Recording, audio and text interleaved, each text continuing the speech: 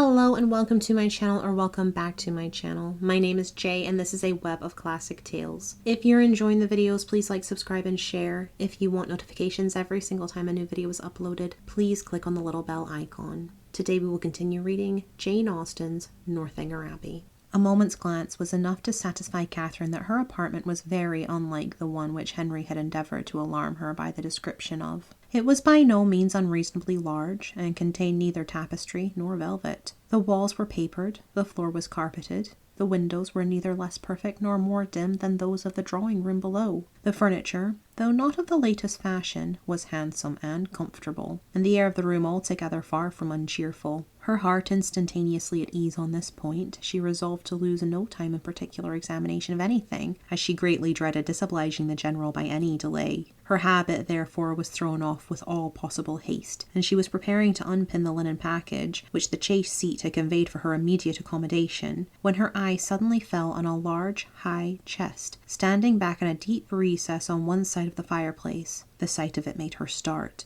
and, forgetting everything else, she stood gazing on it in motionless wonder while these thoughts crossed her. This is strange indeed. I did not expect such a sight as this. An immense heavy chest. What can it hold? Why should it be placed here? Pushed back, too, as if meant to be out of sight. I will look into it. Cost me what it may, I will look into it, and directly too, by daylight. If I stay till evening, my candle may go out. She advanced and examined it closely. It was of cedar, curiously inlaid with some darker wood, and raised about a foot from the ground on a carved stand of the same. The lock was silver, though tarnished from age. At each end were the imperfect remains of handles also of silver, broken perhaps prematurely by some strange violence, and on the centre of the lid was a mysterious cipher in the same metal. Catherine bent over it intensely, but without being able to distinguish anything with certainty. She could not, in whatever direction she took it, to believe the last letter to be a T, and yet that it should be anything else in that house was a circumstance to raise no common degree of astonishment. If not originally theirs, by what strange events could it have fallen into the Tilney family? Her fearful curiosity was every moment growing greater, and seizing with trembling hands the hasp of the lock, she resolved at all hazards to satisfy herself at least as to its contents. With difficulty, for something seemed to resist her efforts, she raised the lid a few inches, but at that moment a sudden knocking at the door of the room made her, starting, quit her hold, and the lid closed with alarming violence. This ill-timed intruder was Miss Tilney's maid, sent by her mistress to be of use to Miss Morland, and though Catherine immediately dismissed her, it recalled her to the sense of what she ought to be doing, and forced her, in spite of her anxious desire to penetrate this mystery, to proceed in her dressing without further delay. Her progress was not quick, for her thoughts and her eyes were still bent on the object so well calculated to interest and alarm, and though she dared not waste a moment upon a second attempt, she could not remain many paces from the chest. At length, however, having slipped one arm into her gown, her toilette seemed so nearly finished that the impatience of her curiosity might safely be indulged. One moment surely might be spared, and so desperate should be the exertion of her strength that, unless secured by supernatural means, the lid in one moment should be thrown back. With this spirit she sprang forward, and her confidence did not deceive her. Her resolute effort threw back the lid, and gave to her astonished eyes the view of a white cotton counterpane, properly folded, reposing at one end of the chest in undisputed possession. She was gazing on it with the first blush of surprise when Miss Tilney, anxious for her friend's being ready, entered the room, and, to the rising shame of having harboured for some minutes an absurd expectation, was then added the shame of being caught in so idle a search. "That is a curious old chest, is not it?" said Miss Tilney, as Catherine hastily closed it and turned away to the glass. "It is impossible to say how many generations it has been here. How it came to be first put in this room I know not, but I have not had it moved, because I thought it might sometimes be of use in holding hats and bonnets. The worst of it is that its weight makes it difficult to open. In that corner, however, it is at least out of the way." Catherine had no leisure for speech, being at once blushing, tying her gown, and forming wise resolutions with the most violent dispatch. Miss Tilney gently hinted her fear of being late, and in half a minute they ran downstairs together, in an alarm not wholly unfounded, for General Tilney was pacing the drawing-room, with his watch in his hand, and having, on the very instant of their entering, pulled the bell with violence, ordered "Dinner to be on the table directly." Catherine trembled at the emphasis with which he spoke, and sat pale and breathless in a most humble mood, concerned for his children, and detesting old chests. And the General, recovering his politeness as he looked at her, spent the rest of his time in scolding his daughter for so foolishly hurrying her fair friend, who was absolutely out of breath from haste when there was not the least occasion for hurry in the world. But Catherine could not at all get over the double distress of having involved her friend in a lecture and been a great simpleton herself till they were happily seated at the dinner table, when the General's complacent smiles and a good appetite of her own restored her to peace. The dining parlour was a noble room, suitable in its dimensions to a much larger drawing room than the one in common use, and fitted up in a style of luxury and expense which was almost lost on the unpractised eye of Catherine, who saw little more than its spaciousness and the number of their attendants. Of the former she spoke aloud her admiration, and the General, with a very gracious countenance, acknowledged that it was by no means an ill-sized room, and further confessed that, though as careless on such subject as most people, he did look upon a tolerably large eating-room as one of the necessaries of life. He supposed, however, that she must have been used to much better-sized apartments at Mr. Allen's. No, indeed, was Catherine's honest assurance. Mr. Allen's dining parlour was not more than half as large, and she had never seen so large a room as this in her life. The General's good humour increased. Why, as he had such rooms, he thought it would be simple not to make use of them, but, upon his honour, he believed there might be more comfort in rooms of only half their size. Mr. Allen's house, he was sure, must be exactly of the true size for rational happiness. The evening passed without any further disturbance, and, in the occasional absence of General Tilney, with much positive cheerfulness. It was only in his presence that Catherine felt the smallest fatigue from her journey, and even then, even in moments of languor or restraint, a sense of general happiness preponderated, and she could think of her friends in Bath without one wish of being with them. The night was stormy. The wind had been rising at intervals the whole afternoon, and by the time the party broke up, it blew and rained violently. Catherine, as she crossed the hall, listened to the tempest with sensations of awe, and when she heard it rage round a corner of the ancient building and close with sudden fury a distant door, felt for the first time that she was really in an abbey. Yes, these were characteristic sounds. They brought to her recollection a countless variety of dreadful situations and horrid scenes which such buildings had witnessed and such storms ushered in, and most heartily did she rejoice in the happier circumstances attending her entrance within walls so solemn. She had nothing to dread from midnight assassins or drunken gallants. Henry had certainly been only in jest in what he had told her that morning.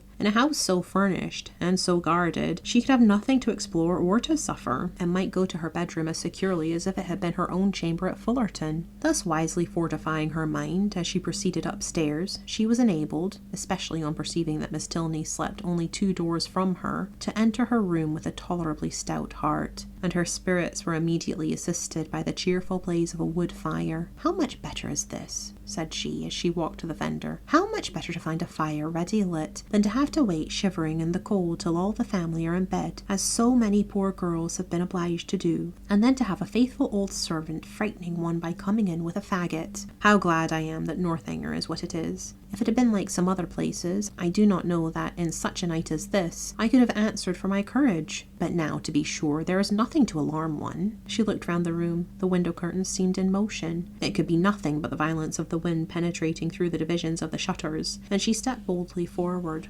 carelessly humming a tune, to assure herself of its being so, peeped courageously behind her curtain, saw nothing on either low window seat to scare her, and on placing a hand against the shutter, felt the strongest conviction of the wind's force. A glance at the old chest as she turned away from this examination was not without its use. She scorned the causeless fear of an idle fancy, and began with a most happy indifference to prepare herself for bed. She should take her time. She should not hurry herself. She did not care if she were the last person up in the house, but she would not make up her fire. That would seem cowardly, as if she wished for the protection of light after she were in bed. The fire therefore died away, and Catherine, having spent the best part of an hour in her arrangements, was beginning to think of stepping into bed when, on giving a parting glance round the room, she was struck by the appearance of a high, old-fashioned black cabinet, which, though in a situation conspicuous enough, had never caught her notice before. Henry's words, his description of the ebony cabinet which was to escape her observation at first, immediately rushed across her. And though there could be nothing really in it, there was something whimsical. It was certainly a very remarkable coincidence. She took her candle and looked closely at the cabinet. It was not absolutely ebony and gold, but it was Japan, black and yellow Japan of the handsomest kind, and as she held her candle, the yellow had very much the effect of gold. The key was in the door, and she had a strange fancy to look into it. Not, however, with the smallest expectation of finding anything, but it was so very odd after what Henry had said. In short, she could not sleep till she had examined it. So, placing the candle with great caution on a chair, she seized the key with a very tremulous hand and tried to turn it, but it resisted her utmost strength. Alarmed but not discouraged, she tried it another way. A bolt flew, and she believed herself successful. But how strangely mysterious. The door was still immovable. She paused a moment in breathless wonder. The wind roared down the chimney. The rain beat in torrents against the window, and everything seemed to speak the awfulness of her situation. To retire to bed, however, unsatisfied on such a point, would be vain, since sleep must be impossible with the consciousness of a cabinet so mysteriously closed in her immediate vicinity. Again, therefore, she applied herself to the key, and after moving it in every possible way for some instants, with the determined celerity of hope's last effort, the door suddenly yielded to her hand. Her heart leaped with exultation at such a victory, and having thrown open each folding door, the second being secured only by bolts of less wonderful construction than the lock, though in that her eye could not discern anything unusual, a double range of small drawers appeared in view, with some larger drawers above and below them, and in the centre a small door, closed also with a lock and key, secured in all probability a cavity of importance. Catherine's heart beat quick, but her courage did not fail her. With a cheek flushed by hope, and an eye straining with curiosity, her fingers grasped the handle of a drawer and drew it forth. It was entirely empty. With less alarm and greater eagerness she seized a second, a third, a fourth. Each was equally empty. Not one was left unsearched, and in not one was anything found. Well read in the art of concealing a treasure, the possibility of false linings to the drawers did not escape her, and she felt round each with anxious acuteness in vain. The place in the middle alone remained now unexplored, and though she had never from the first had the smallest idea of finding anything in any part of the cabinet, and was not in the least disappointed at her ill success thus far, it would be foolish not to examine it thoroughly while she was about it. It was some time, however, before she could unfasten the door. The same difficulty occurred in the management of this inner lock as of the outer, but at length it did open, and not in vain, as hitherto was her search. Her quick eyes directly fell on a roll of paper pushed back into the further part of the cavity, apparently for concealment, and her feelings at that moment were indescribable. Her heart fluttered, her knees trembled, and her cheeks grew pale. She seized with an unsteady hand the precious manuscript. For half a glance sufficed to ascertain written characters.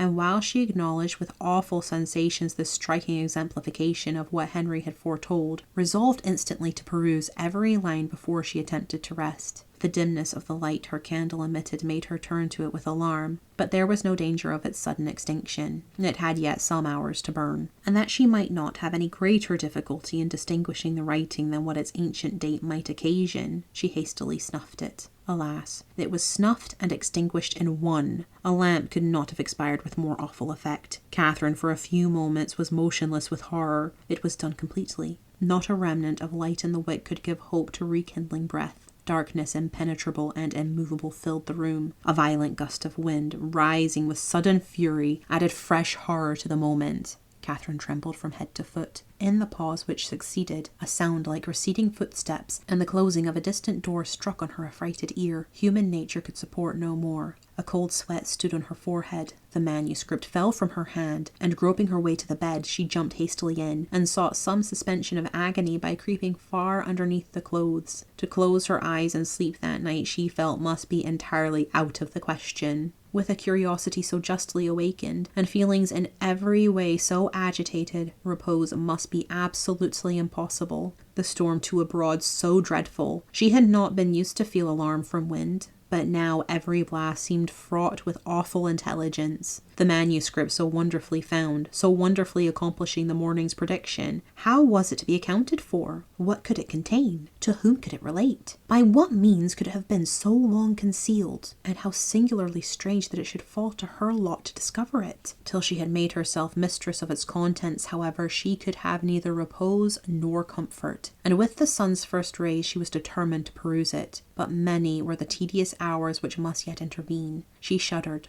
tossed about in her bed, and envied every quiet sleeper. The storm still raged, and various were the noises, more terrific even than the wind, which struck at intervals on her startled ear. The very curtains of her bed seemed at one moment in motion, and at another the lock of her door was agitated, as if by the attempt of somebody to enter. Hollow murmurs seemed to creep along the gallery, and more than once her blood was chilled by the sound of distant moans. Hour after hour passed away, and the wearied Catherine had heard 3 proclaimed by all the clocks in the house before the tempest subsided, or she unknowingly fell fast asleep.